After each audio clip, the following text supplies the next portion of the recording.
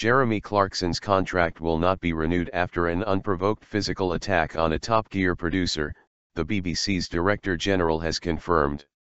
Tony Hall said he had not taken this decision lightly and recognized it would divide opinion. However, he added, a line has been crossed and he cannot condone what has happened on this occasion.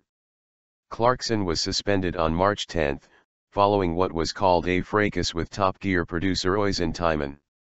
The row, which took place in a Yorkshire hotel, was said to have occurred because no hot food was provided following a day's filming.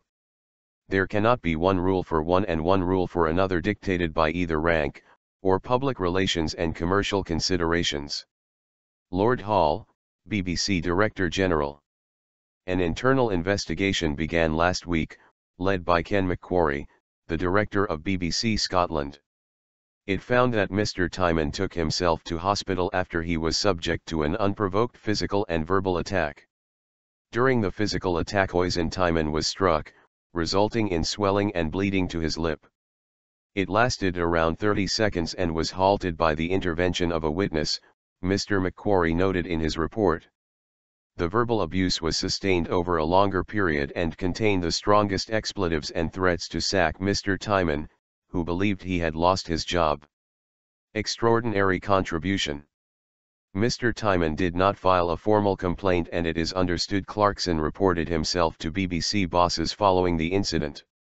After that, the BBC's director of television, Danny Cohen, felt he had no choice but to suspend the presenter pending an investigation.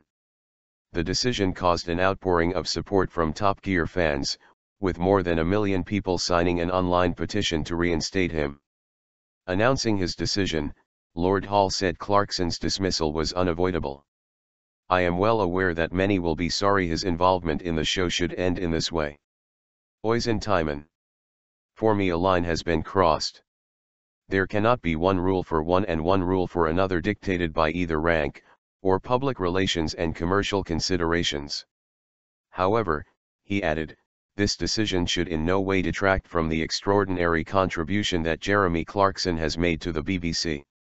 I have always personally been a great fan of his work and Top Gear. In a statement, Mr. Tymon thanked the BBC for a thorough and swift investigation into this very regrettable incident. I've worked on Top Gear for almost a decade, a program I love, he continued. Over that time Jeremy and I had a positive and successful working relationship, making some landmark projects together. He is a unique talent and I am well aware that many will be sorry his involvement in the show should end in this way. North Yorkshire Police have asked to see the BBC's internal report, saying it will be assessed appropriately and action will be taken, where necessary. Responding to the news, Prime Minister David Cameron said he believed that if you do something wrong at work there can be consequences and that aggressive and abusive behavior is not acceptable in the workplace. Jeremy Clarkson took a slightly dull and failing car program and turned it into the biggest factual TV show in the world. But this sacking has nothing to do with style, opinions, popularity, or even his language on the show. It's about what stars are allowed to get away with off-screen, a topic that's been top of the agenda for the BBC in recent months.